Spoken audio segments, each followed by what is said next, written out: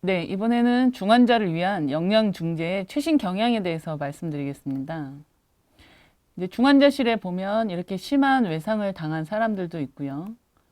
그다음에 이렇게 인펙션이나 감염에 의해서 폐혈증에 빠져서 장기 부전으로 오는 이런 환자들이 주로 중환자실에서 치료를 받게 됩니다. 이런 신체적 스트레스를 받게 되면 다음과 같이 손상이나 여기 손상에는 수술, 감염, 외상 등 다양한 형태의 인저리가 포함이 되는데 그렇게 되면 우리 신체 내에서는 신경 내분비 반응과 염증 반응, 대사 반응들이 광폭적으로 일어나게 되죠. 이런 환자한테서 영양 치료를 한다는 것은 일단 림바디메스, 제지방 체증을 보존시키는 일들, 그 다음에 장기 기능을 유지시키고 그 다음에 영양치료에 의해서 발생하는 대사적 합병증을 최소화하는데 중환자실의 영양치료의 목표가 되겠습니다. 이런 것들이 잘 이루어지면 기계환기 시간이 줄어들고 ICU 재원 일수와 병원 재원 일수가 줄어드는 그런 효과를 받게 됩니다.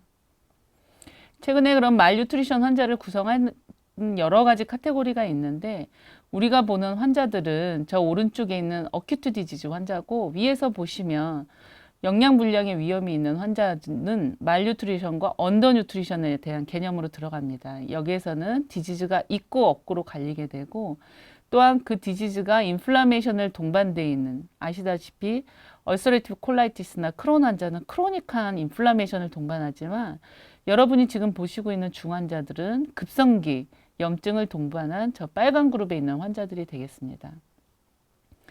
이렇게 인저리로 인해서 광폭적인 그런 염증 반응과 신경 내분비 반응, 그 다음에 대사적 반응이 있는 환자들한테서 성급하게 뉴트리션 치료를 하게 되면 이렇게 불난집에 물을 끄다가 오히려 물의 그 하중에 의해서 집이 무너지는 이런 결과를 초래하게 됩니다. 그래서 뉴트리션은 환자의 질병의 상태에 따라서 잘 줘야 된다 하고 얘기를 하고 있습니다.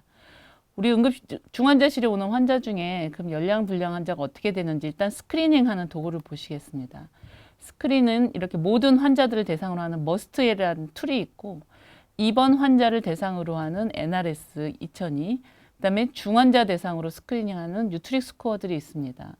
여러분들이 이걸 다 아실 필요는 없지만 이런 NRS 2002 같은 경우 각각 항목을 주로 보시면 됩니다. 체중 감소나 식욕 감퇴가 있었는지, 그 다음에 질병의 중증도가 어느 정도 있는지 따라서 일괄적으로 저희가 그 스크리닝을 하게 되고 여기서 뭐 3점 이하다, 3점 이상이다 이에 따라서 뉴트리션 리스크가 높다 낮다를 구분을 하게 됩니다.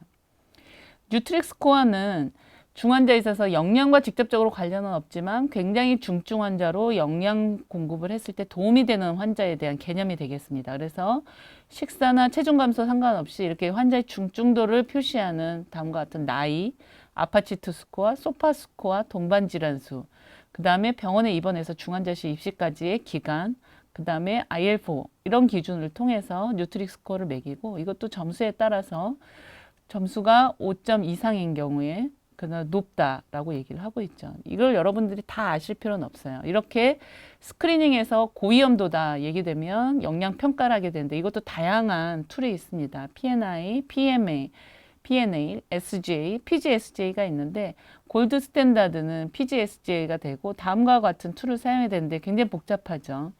항상 말씀드리지만 이건 영양사들이 주로 입원 환자들 대상으로 하는 거기 때문에 여러분들은 여기에 어떤 항목이 있고 개괄적으로 환자나 보호자랑 히스토리 테이킹을 할 때 어떤 항목을 중점적으로 봐야 되는지를 보시면 됩니다. 여기는 아까 스크린과 같이 체중 감소가 1개월당 최근 3개월간, 6개월간 어느 정도 있었는지 없었는지, 그 다음에 식욕이 어떻게 됐는지, 그 다음에 식사와 관련된 증상들, 주로 위장관 증상이 되겠죠. 노지아, 보미팅, 다이리아, 컨스티페이션 이런 부분들. 그 다음에 펑셔널 스테이터스, ECOG를 생각을 하시면 되겠습니다. 그거와 관련돼서 플러스로 환자의 질병 상태 하면 그 숫자로 매겨진 PGSJ가 나오고 이거는 골드 스탠다드가 되겠습니다. 이렇게 스크리닝과 어세스를 통해서 영양 불량이 있다, 영양 계획이 필요하다 하는 그런 환자한테서 이제 영양 계획하는 방법을 말씀을 드리겠습니다. 언더피딩이어도 문제가 되고 오버피딩이 돼도 문제가 되죠. 언더피딩을 하면 뭐 여러분 상식적으로 생각하듯이 호흡근에 기능이 감소되고 그 다음에 상처, 창상 치유도 지연이 되고 감염이 증가되고 당연히 호흡근이 감소되어 있으니까 기계 환기로부터 이탈하는데 시간이 많이 걸릴 것이고 면역 억제도 돼 있는 반면 오버피딩이 돼도 오버피딩에 의해서 고혈당이 계속 지속된다든지 강제적으로 먹이면서 노지아, 다이리아, 보미팅 이런 부분들, 그 다음에 헤파틱 스테아토시스, 하이퍼캅니아, 아조테미아 이런 너무 과다한 무분별한 영양치료도 또한 환자의 재원일수를 증가시키고 증상을 악화시키는 원인이 됩니다. ICU에서 뉴트리션 테라피는 환자들이 ICU에 재원하고 있는 동안 굉장히 다양한 경과를 거치게 됩니다. 처음에 초기에는 대부분 리서시테이션에 집중이 돼 있고 그게 어느 정도 리서시테이션이 지나면 아직 컨디션이 풀이 다 회복되진 않았지만 아직 ICU 케어가 중증으로 필요한 경우 더 회복이 되면 이제 재활 등 의식이 완전히 회복이 되고 재활을 하는 이런 단계가 있는데 각각의 단계에서 영양치료는 조금씩 달라질 수 있습니다.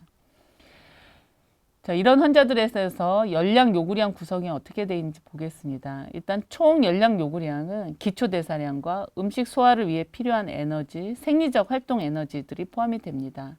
여기서 생리적 활동 에너지는 여러 가지 환자 성장에 필요한 거, 활동량, 그 다음에 질병, 스트레스 팩터들이 들어간 것을 말하게 되고 다음과 같은 표로 증명이 됩니다. BMR은 기초대사량이 굉장히 적은 것 같지만 사실은 60% 이상을 차지하는 게 BMR이고요. 여기서 이제 서머 이펙트, 음식을 먹으면 거기에 소화에 필요한 에너지, 그 다음에 피지컬 액티비티는 중환자실 환자나 일반 스포츠 선수들, 일반 성인에 따라서 굉장히 변동의 차이가 크다 생각됩니다. 이 세 가지를 모두 합한 개념을 따라서 우리가 에너지를 공급을 하게 됩니다. 기초 에너지 소비량이라는 것은 환자가 공복 상태에서 그대로 누워있는 상태, 움직임이 없는 상태에서 하는 열 생산량이 되겠습니다. 그 베이자 에너지 익스펜디처는 사실은 BMR, 베이자 메타볼릭 레이트와 같은 개념으로 사용이 됩니다. 그럼 휴식 에너지 소비량은 뭐냐? 레스팅 에너지 익스펜디처는 신체적 활동은 없지만 식사를 하고 있어서 그 식사를 소화하기 위한 열이 발생하는 BE에 플러스 음식 섭취로 인한 온도 효과를 보정하는 그 수치가 되겠습니다. 보통 보행하고 있는 경우는 1.2배, 아닌 경우는 1.3배 이렇게 저희가 곱해주는 쪽으로 하고 있고요. 그렇게 총 열량을 계산을 하게 되는데 그럼 각각 열량을 계산하는 방법은 다음과 같이 세 가지 방법이 현재 사용이 되고 있습니다. 첫 번째는 기초대사율을 통한 열량 계산을 하는 방법이 되겠습니다. 여러 가지 다양한 방법이 있죠. 이렇게 해리스 베네딕 에퀘이션이 가장 보편적으로 모든 성인에 있어서 사용을 하게 되는데 식들이 굉장히 복잡합니다. 여자와 남자의 차이가 상수의 차이가 엄청나게 커서 외우기는 굉장히 복잡하다. 그래서 저희가 컨설트를 내면 영양사 선생님들이 이렇게 계산을 해주거나 하는 부분들을 사용하게 됩니다. 그 외에도 비만 환자한테 사용하는 공식 또는 중환자들, 우리가 흔히 보는 중환자나 외상 환자한테 쓰는 아이레톤 존스 에퀘이션 등이 있습니다. 여기서 보시면 나이와 체중과 관계없이 트라우마 여부, 뻔의 여부, 오베스티 여부에 따라서 각각의 상수를 통해서 인공호흡기 단환자, 자발호흡 환자 해서 가능한 저희가 비슷하게 맞출 수 있도록 굉장히 많은 식들이 있습니다.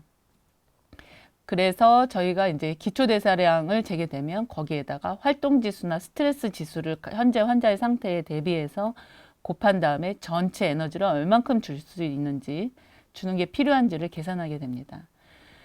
그 다음에 두 번째 방법은 단위 체중당 열량 계산법입니다. 1번은 제가 설명을 드렸지만 굉장히 복잡합니다. 그래서 주관적인 부분들이 강하고 계산하는 사람마다 서로 다른 값이 나올 수 있다는 굉장히 단점이 있는데 단위 체중당 열량 계산은 그런 사람 간의 오차를 어느 정도 감안하지만 실질적으로 임상에서 사용하기 쉽도록 단순화시킨 방법입니다. 그래서 중환자의 기준은 지금 가이드라인에서는 kg당 20에서 25kcal를 하루에 주라라고 얘기를 했습니다.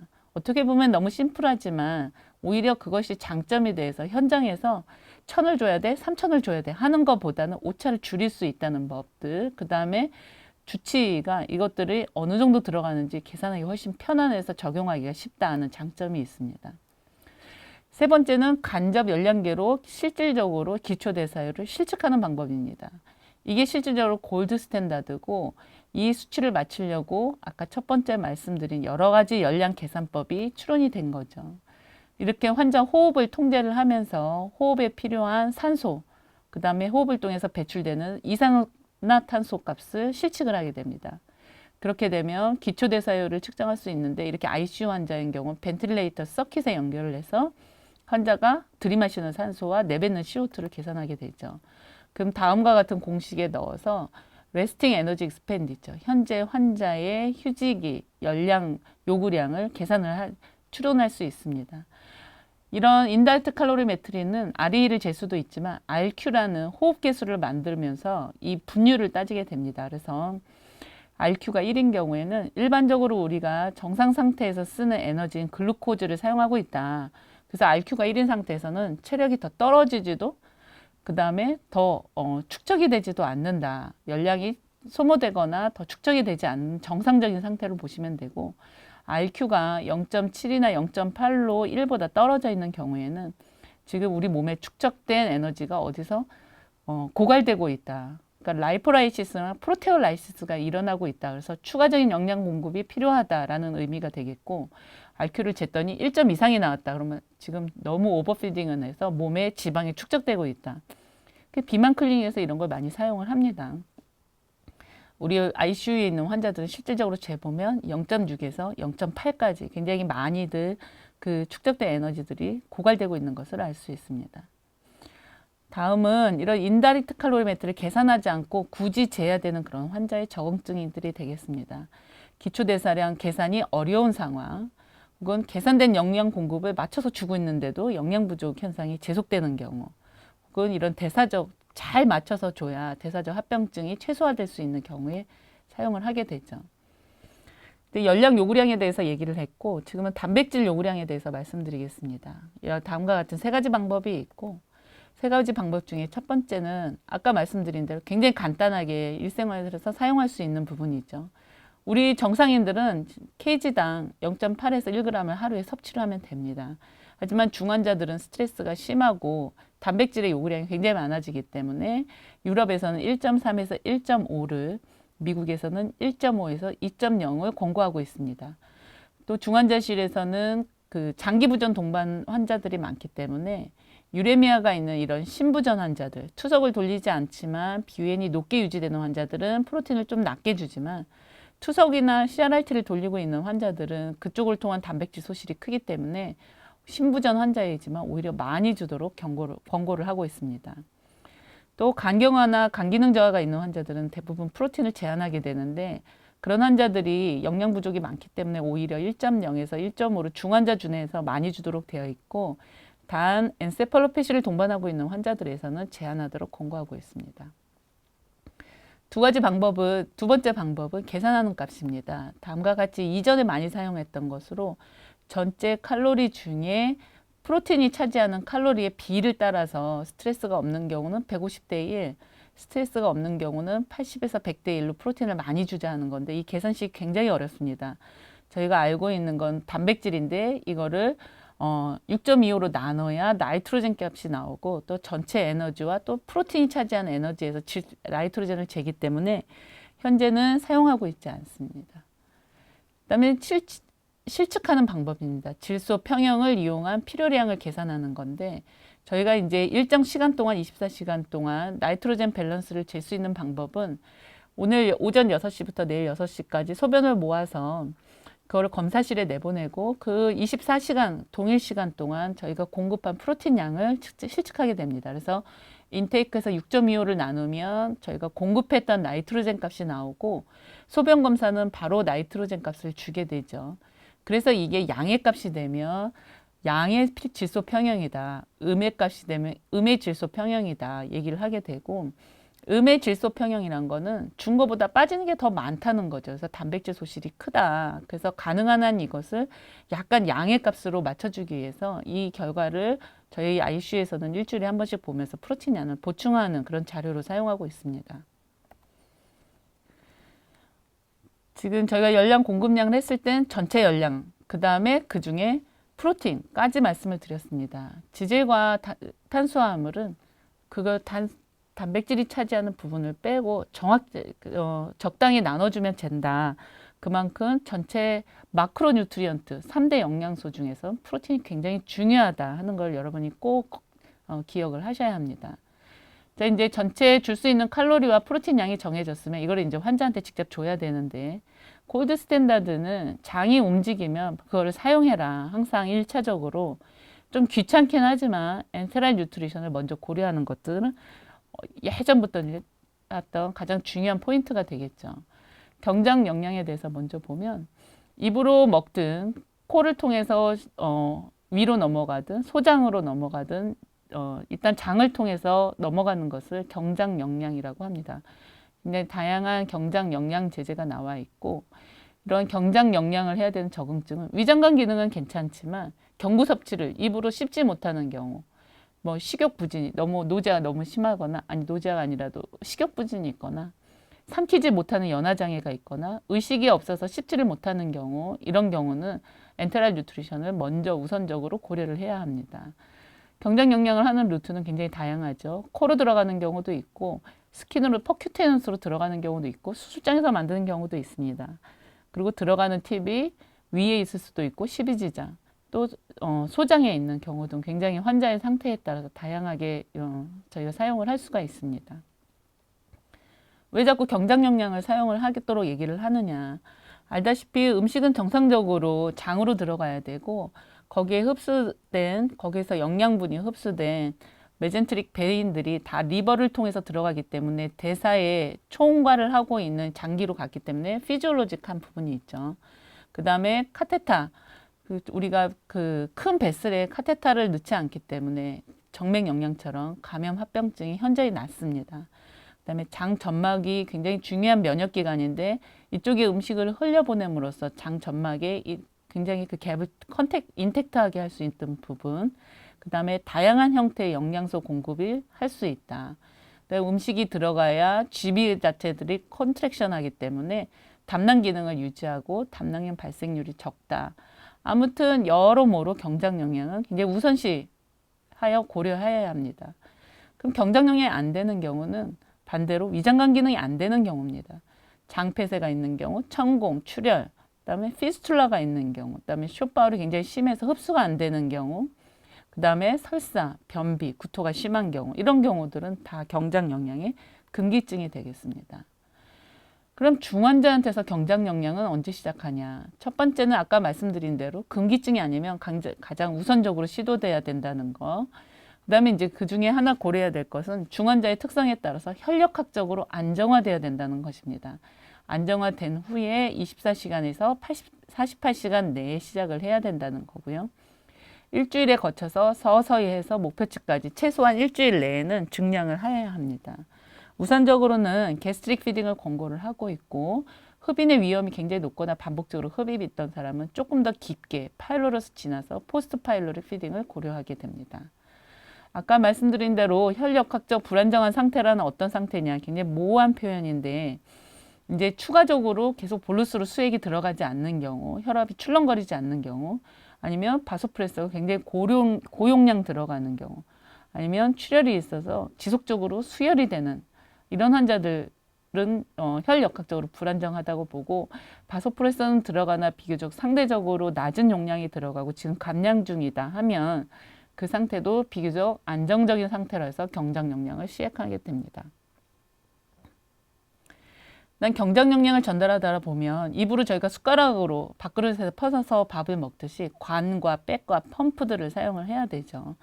그 중에 대해서 관에 대해서 좀 말씀드리면, ICU에 있던 환자의 그 GI 블리딩이 있는 환자들의 내시경 소견입니다. 이게 다 에소파거스인데요. 에소파거스는 블리딩이 별로 없는 기관인데도 불구하고 보시면 이렇게 줄에 따라서 그 튜브가 들어갔던 위치에 따라서 리니어한 얼서가 있는 걸 알 수 있고, 심하면 매시브한 블리딩이 발생할 수 있습니다. 이게 이제 경장 영양을 들어가는 관의 재질에 관련이 있고, 이전에는 유리로 만든 관을 하다가 가죽으로 된 거, 라텍스, 그다음에 우리가 알고 있는 레빈 튜브는 폴리비닐 클로라이드, 요즘에 이제 경장 영양 관이라고 하는 건 실라스틱과 폴리우레탄이 되겠습니다. 이 레빈 튜브를 많이 사용하게 되는데, 이건 시간이 지나면 굉장히 딱딱해지고 이것들이 얼서를 일으킬 수 있습니다. 그래서 장기간 경장영양을 하는 경우에 랩인 튜브 말고 반드시 경장영양관을 거쳐야 합니다. 이런 아까 말씀드린 폴리비닐 클로라이드, 즉 랩인 튜브에 비해서 폴리우레탄과 실라스틱은 굉장히 잘 유동적이고 가볍고 해서 장 점막에 이런 이리테이션이 적다는 부분들을 반드시 인지하셔야 합니다. 우리 꼬마들도 이런 엔테랄 피딩 튜브를 넣고도 저렇게 밝게 웃을 수 있을 정도로 굉장히 편안하다, 환자가. 그런 경장 영양관을 거치하는 게 문제가 되는 게 굉장히 가늘기 때문에 잘못 들어가면 렁으로 들어가는 경우가 있습니다. 침상형에서 넣을 수도 있고 또 좀 깊게 넣는 경우에는 방사선학적 중재가 있거나 내시경 시술을 통해서 하게 되고 오히려 수술을 할 때 이 환자는 장기간 되겠다 하는 경우는 게스트로스톰이나 제주노스톰이 수술적으로도 넣게 됩니다. 아까 말씀드린 대로 경장 영양관을 잘못 넣어가지고 렁으로 들어가서 사고가 생기는 경우가 간혹 발생합니다. 지금 엑스레이 보면 오른쪽에 경장 영양관이 이상하게 오른쪽 렁으로 들어가 있죠. 이 위치를 확인하기 위해서는 청진을 해야 되고, 청진은 마른 사람은 렁으로 들어가도 마치 스토막에서 들리는 것처럼 전달돼서 들릴 수 있습니다. 그래서 양쪽 렁과 스토막에 3포인트를 들어서 어디서 가장 잘 들리는지를 확인해야 되고, 엑스레이로 위치를 확인하시고 아스피레이션 해서 pH를 보시고 케프노그램 하는 방법이 있습니다. 우리 ICU에서는 청진과 엑스레이 활용법을 사용하고 있습니다. 이렇게 코나 이런 통해서 볼 수도 있지만 장기간으로 가는 동안 이런 경장영양관을 넣더라도 얼서가 생길 수 있습니다. 그래서 장기간으로 갈 것으로 예측되는 환자는 게스트로스토미나 제주노스토미를 퍼큐테이너스로 넣든 수술적인 방법을 강구해야 합니다. 백과 펌프에 대해서도 ICU 환자는 면역 상태가 떨어져 있기 때문에 사용해서 또 씻고 닦고 하기보다는 일회용을 권고를 하고 있습니다. 그 다음에 펌프도 안전한 주입을 위해서 정해진 주입 속도만큼 일정하게 유지되도록 펌프 사용을 레코멘드하고 있습니다. 경장 영양 공급 방법은 볼루스처럼 여러분이 급하게 밥 먹듯이 한꺼번에 50cc 시린지로 200cc 혹은 300cc 주는 방법을 말하고, 인터미터는 지금 병실에서 하루에 3번, 그러니까 400cc 정도를 한 2시간에서 3시간에 걸쳐 주는 방법이 있고, ICU에서는 컨티뉴어스 24시간 소량으로 걸쳐서 나눠주는 이런 방법이 있습니다. 우리 일부 환자는 외부에서 이제 일상생활을 하기 위해서 밤마다 들어가는 주기적인 방법이 있죠. 공급 방법에 따라서는 가장 지속적 주의법은 아무래도 흡인의 위험이 적고 위장관 부종급이 적습니다. 그리고 활동 가능하지가 않습니다. 하지만 간헐적 주의법은 흡입의 위험이 좀 있고 위장관 부종은 가능성, 왜냐하면 한꺼번에 많이 들어가기 때문에 활동 가능성도 지속적 주의법보다는 그래도 좀 낮다. 볼루스 주입으로 한꺼번에 막 300cc씩 밀어 넣어주게 되면 흡인의 위험이 굉장히 높죠. 위장관 부종증 가능성도 높습니다. 하지만 빨리 주고 돌아다니게 하니까 활동 가능하다. 그래서 볼루스 주입은 보통 바이탈이 엄청 스테이블한 장기 요양 환자라든지 걸어다니는 환자들한테 사용하고 있고, 지속적 주입은 중환자한테서 사용을 하고 있습니다. 이런 경우 우리 특히 ICU에 있는 환자들은 본인 스스로 자기의 통증을 감지하지 못하거나 의식이 떨어진 경우가 많기 때문에 이런 말 못하는 아기들이 음식이 소화가 됐는지 엄마가 이렇게 트름도 시키고 배도 만져보는 것처럼 저희도 환자를 지속적으로 모니터링하면서 엔테랄 뉴트리션을 지속해야 합니다. 모니터링 방법은 매일매일 환자의 복부 불편감 및 복통 여부를 확인해야 되고, 이게 라이세데이션을 하는 주요 원인 중에 하나가 되겠습니다. 그래서 신체 검사도 해보고 배변 양상을 보고, 의식이 너무 없어서 피지컬이 안 나오는 경우는 엑스선 검사를 촬영해서 가스 패턴이나 변의 패턴을 보기도 하고, 또 저희가 위 적응도를 보기 위해서는 잔여량을 볼 수 있는 방법이 있습니다. 식사 들어가기 전에 혹은 일정한 시간 동안 위에 고여있는 양을 확인하는 게 되겠죠. 합병증은 기계적 합병증과 위장관 합병증, 대사적 합병증들이 있을 수 있습니다. 그 중에 경장흡인에서 가장 저희가 걱정하는 합병증은 흡인이죠. 흡인성 폐렴은 한 번 발생하면 굉장히 심각하고 치명적으로 발생할 수 있습니다. 위험 요인은 이전에도 흡입한 적이 있다든지 의식이 저하된 환자, 뉴로머스큘라 디지즈가 있는 경우, 아니면 위장관에 기질적 장애가 있거나 반복적으로 구토를 했던 환자, 혹은 자세가 안 좋은 헤드 엘리베이션이 안 되는 환자, 아니면 갑자기 너무 많이 주는 경우, 그다음에 반복적으로 GRV, 위 잔여량이 많은 경우, 이런 경우 다 흡인의 가능성이 굉장히 높은 환자들이다 할 수 있습니다. 이 예방 방법은 피딩 튜브 위치가 적절한지 보고 불안하면 조금 더 포스트 파일럿 피딩을 할 수 있습니다. 그리고 소화가 잘 되도록 침상 거상을 하고 의외로 뻣뻣하게 누워서 밥 먹는 게 저희 일반 성인도 굉장히 힘듭니다. 그리고 환자 스스로 불편감을 표시할 수 있도록 라이트 세데이션을 유지하고 만약에 흡입이 됐을 때 감염이 생기지 않도록 구강 세척을 하루에 2번 시행하게 됩니다. 위 잔여량을 주기적으로 측정해서 적응도를 모니터링하는 게 중요하고 이런 위험성이 높은 환자들은 위장관 운동 촉진제를 먼저 고려를 하고 포스트 파일로릭 피딩과 컨티뉴스 피딩을 고려를 하게 됩니다. 위전혈액 말씀드렸는데 각각 유럽과 미국, 캐나디안 이렇게 보시면 250 이상을 얘기를 하고 있습니다. 저희 병원 기준은 200cc가 되겠습니다.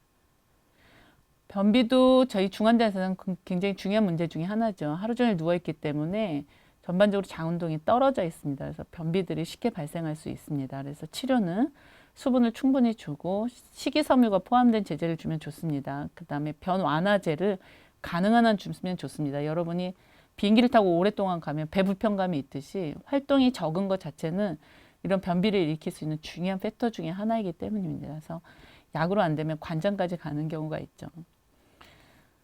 그리고 설사도 ICU에서 흔히 볼 수 있는 문제가 되겠습니다. 무름변이 하루에 2번 내지 3번 이상 되면 설사로 정의를 하고 이럴 경우는 제제를 다시 확인하고 주는 공급 방법, 그러니까 인터미턴트 한 번씩 이렇게 주는 것보다는 컨티뉴스하게 주는 게 적응도 훨씬 좋고요. 그 밖에 변비가 있어서 다량 썼던 이런 위장관 운동 활성화시키는 약들이 있는지 보고 특히 이게 열과 동반된 경우에는 클로스트림 디피실 환자들이 ICU에서 흔히 발생할 수 있기 때문에 검사를 반드시 나가야 합니다. 같은 내용이 되겠습니다. 그 다음에 ICU 환자는 그 퍼퓨전이 잘 안 되는 하이퍼퍼퓨전, 샤기 환자들이 많기 때문에 무리하게 저희가 엔테라 피딩을 한다든지 섬유제제가 너무 많아서 장에 스트레스가 많은 것들을 주게 되면 다음과 같은 이런 바울 헤모라직 이스케미아가 발생할 수 있습니다. 변 자체는 소장 자체는 병이 가득 차 있는데 마치 순대처럼 파이버가 많은 제제를 하면 장을 장력으로 누르게 되고요. 이거로 인해서 세컨더리하게 이스케미아를 일으킬 수 있다는 거죠. 그래서 바울 이스케미아 리스크가 높은 사람들은 파이버를 솔루블 파이버, 수용성, 비수용성 파이버가 다 없는 파이버 프리한 EN 제제를 주라고 되어 있고 저희도 ICU도 파이버 프리 엔테라 뉴트리션 제제가 첫 번째 초이스가 되겠습니다. 모니터링 다시 말씀드릴 텐데 보시고 다시 한번 상기하시고요. 그 다음에 정맥 영양을 보시겠습니다. 정맥 영양은 정말 엔테랄이 안 되는 경우, 금기증인 경우, 두 번째는 경장 영양을 하는데 이게 장기적으로 봤을 때 영양 공급이 부족한 경우 하게 됩니다. 혈력 확보로 불안정한 환자는 EN도 마찬가지고 정맥 영양도 시작하지 않습니다. 그다음에 이전부터 환자가 금식이 장기간 지속되어서 영양 불량 위험이 높았던 환자면서 중환자인 경우는 바이타민 스테비라이즈면 바로 EN과 함께 PN을 바로 시작을 해야 합니다. 영양 상태는 비교적 좋고 굉장히 안정적인 환자는 조금 더 여유 있게 가도 됩니다. EN을 한 일주일간 진행 과정을 보고 일주일이 지나도 여기까지 올라오지 못한다. 60% 이상 올라오지 못한다. 그러면 PN은 이제 달게 되고 영양 불량이 있는 환자에서 비교적 안정적이라면 이 환자도 안스테이블해지고 그러면 바로 3일에서 5일 안에 시작을 하는 게 정맥 영양의 시작 시점이 되겠습니다. 투영 경로는 말초정맥 영양과 중심정맥 영양이 있는데 저희 ICU 환자들은 대부분 중심정맥 영양을 주게 되고 이거는 농도가 높아서 센트럴 라인이 확보되어야 하고 그 다음에 단위 볼륨당 열량이 높기 때문에 고열량을 공급할 수 있다는 그런 장점이 있습니다. 이런 정맥 영양은 마크로 뉴트리언트는 잘 들어가 있지만 3대 영양소는 들어가 있지만 비타민과 미량원소가 들어가 있지 않기 때문에 특히 ICU 환자는 영양 불량 고위험 환자들이라서 비타민과 트레이스 엘리멘트를 항상 같이 주어야 합니다.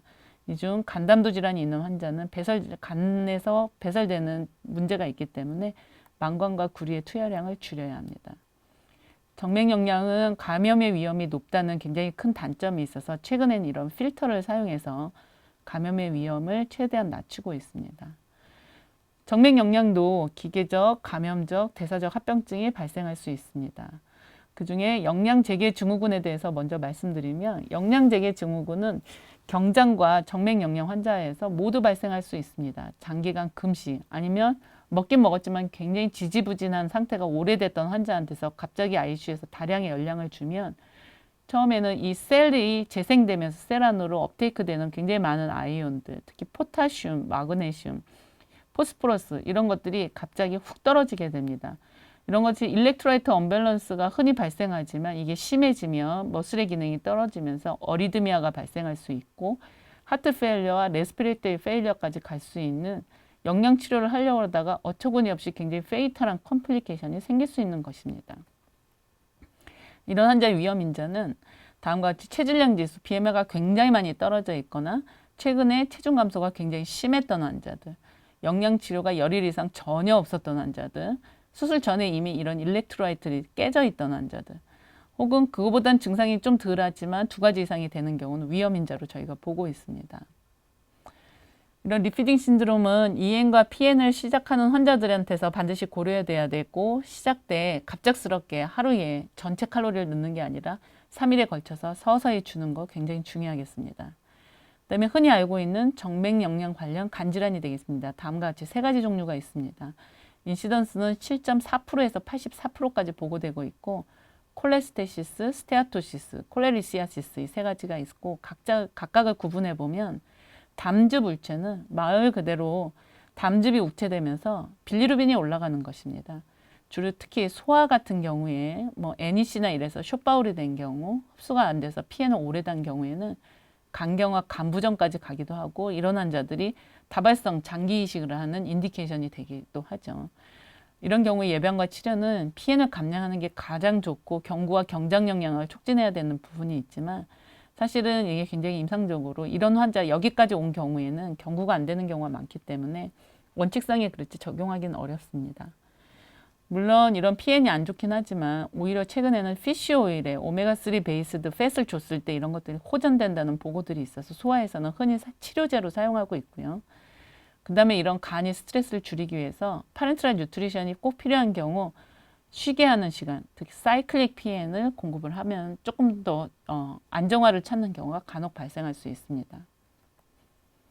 간지방 투척, 근데 뿌아그라 같은 거죠. 칼로리가 너무 많이 들어가가지고 간 지방이 축적되는 상황이고 빌리루빈보다는 먼저 간 기능, AST와 ALT가 증가됩니다. 그래서 탄수화물이 과공급되는 경우에 발생할 수 있고 치료는 전체적인 에너지를 감량하고 적절한 수준의 PN을 공급하는 게 되겠습니다.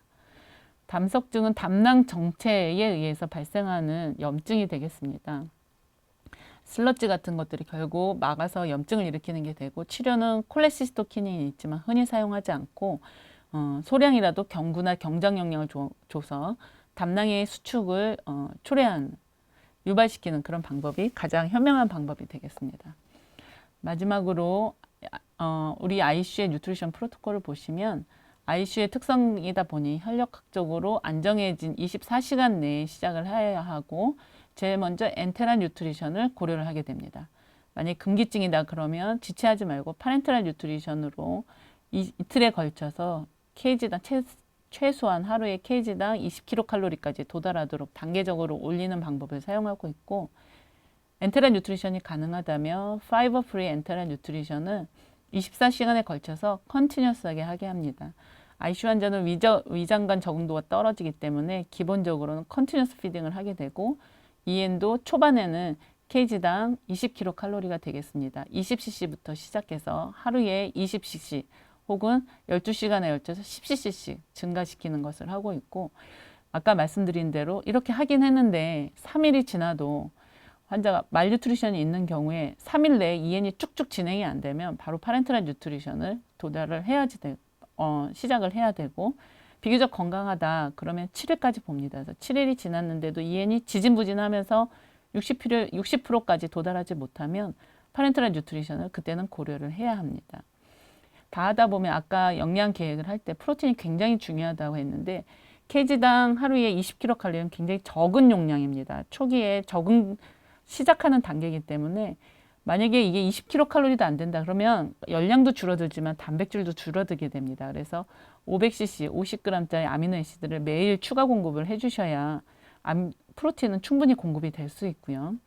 20kcal 말씀드렸지만 초기 목표는 20kcal지만 많은 양이 아닙니다. 그래서 20kg 도달을 했더라도 이틀에 한 번씩은 프로틴을 공급을 하셔야 합니다.